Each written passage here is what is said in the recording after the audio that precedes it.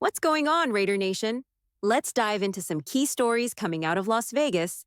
There's a lot of talk surrounding Colton Miller's possible contract extension, some early Rookie of the Year buzz around Ashton Jeanty, and yes, rumors are swirling again about Amari Cooper returning to the Raiders. Let's start with Colton Miller. There's been plenty of speculation lately about whether the Raiders are working on an extension for their left tackle. Based on recent updates, it looks pretty likely. I'd give this a solid 3 out of 4 just win babies. In other words, it could happen soon. Here are a couple of key dates to keep in mind. May 19th is when players begin reporting for camp. June 10th is when mandatory activities kick off.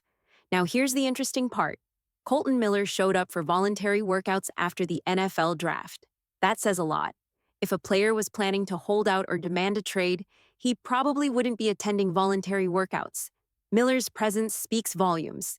He wants to stay in Vegas. He wants to remain a Raider. Yes, he still wants a new deal. He's entering the final year of his contract with no guaranteed money left. But sources indicate the front office is already working on it. And considering the timing, post-free agency and draft, it wouldn't be a surprise if the extension gets done in the coming weeks. Leading up to the draft, the team was focused on locking down Geno Smith and finalizing their draft board. Reportedly, assistant GM John Spytek reviewed close to 1,500 prospects. That's a massive undertaking, and it shows where their priorities were. But now, the focus can shift back to veterans like Miller. Why should the Raiders extend him? Easy. He's still playing high-level football. Though he had a slow start last season, from week 6 to week 18 he allowed just 1 sack. That's elite. His 2024 Pro Football Focus grades tell the story. 80.6 overall, 82.2 in pass protection, 71.1 in run blocking. That ranks him as the 13th best tackle in the league.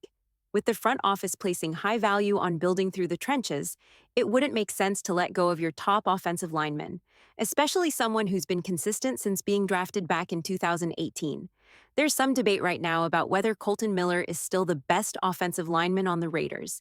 JPJ is definitely making his case. But either way, Miller remains a vital part of this unit.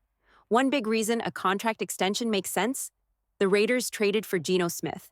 And let's be honest, you don't bring in a quarterback like Smith unless you're planning to protect him. The team may have added rookies like Caleb Rogers and Charles Grant, but neither is ready to lock down the left side of that line just yet. Geno Smith thrives when he can trust his offensive line. Last season alone, he was sacked 50 times. The year before, 31 times. The year before that, 46 times. That's way too much pressure, and it's clear the Raiders need solid pass protection if they want to get the most out of Smith. Keeping a proven left tackle like Miller in the mix just makes sense. There's another important factor here: leadership. Colton Miller has been a captain for 3 straight seasons. He's not the loudest guy in the room, but he leads by example. Showing up for voluntary workouts, even without a new deal in place, proves he's all in. That kind of commitment goes a long way in the locker room. The Raiders are clearly looking to build something long-term, and Miller fits that vision. Reports suggest a potential deal could look like 2 years, $41 million, with $31 million guaranteed. When added to the final year of his current contract, that would total out to 3 years, $56.7 million. That timeline would also line up with the contracts of Max Crosby, Geno Smith, and head coach Pete Carroll. If the Raiders want continuity and leadership in the trenches, extending Colton Miller is the move. Now, let's switch gears to rookie running back Ashton Jeanty. Jeanty is already getting buzz for NFL Offensive Rookie of the Year. The Raiders used a high draft pick on him, and it's clear they're building their offense around his skill set. But will he actually take home the award? Right now, it's a toss-up. I'd give this one 2 out of 4 just win babies, a 50-50 shot. Historically, it's tough for running backs to win this award. The last time it happened was Saquon Barkley in 2018. Since then, it's been mostly quarterbacks and wide receivers. That said, Jeanty is currently the favorite according to Vegas odds, sitting at plus 250. What helps Jeanty's case is how the Raiders drafted. They brought in wide receiver Jack Besh, who's known for his blocking, huge for a running back. Dante Thornton Jr. brings speed and can stretch the field, which opens running lanes. Even quarterback Tommy Mellott could help with pre-snap motion and creative offensive looks that benefit Jeanty. Still, it won't be easy. Cam Ward is also in the mix, and quarterbacks usually have the edge when it comes to this award. He's close behind Ginty at plus 300. Travis Hunter is another contender, depending on how much he plays both ways. And yes, Omari Hampton could also make noise. Ashton Ginty is still in the race for NFL Offensive Rookie of the Year. With players like Jackson Dart and Shedder Sanders also in the mix, it won't be easy. But here's the thing. If Ginty puts up around 1,500 rushing yards and the Raiders win somewhere between 8 to 10 games, he has a real shot at the award. To be honest, Ginty wasn't my top pick going into the draft, but there's no denying his talent. Right now, he's one of the most promising young running backs in the league, and he's on a rookie contract. That's a huge win for Las Vegas.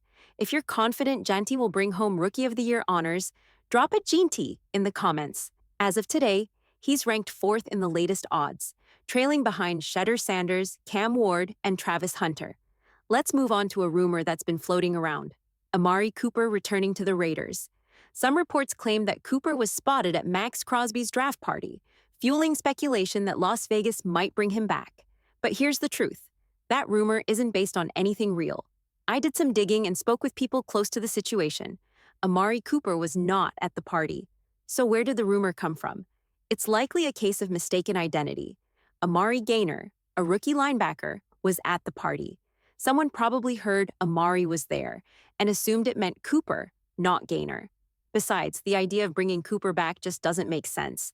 The Raiders drafted 3 wide receivers this year. The depth chart is already crowded. Now, if the Raiders were to consider a veteran receiver, a more logical option would be Keenan Allen. He's productive and has a connection to offensive coordinator Clint Kubiak. Still, I don't think Las Vegas is looking to add anyone else right now. This team believes in the young talent they already have, Tommy Mellott, Dante Thornton Jr., and Jack Beck, along with vets like Jacoby Myers, Brock Bowers, Michael Mayer, and Trey Tucker. Instead of spending $10 to $11 million on another wideout, the priority should be contract extensions. First up, Colton Miller. Second, Jacoby Myers. Both deserve new deals, and both should be part of the Raiders' core moving forward. They're leaders, they're productive, and their contracts should align with guys like Max Crosby and head coach Pete Carroll. The Raiders have $42 million in cap space, so there's no excuse. Get those extensions done before shopping around for more free agents. Thanks for staying locked in with the latest Raiders news and rumors.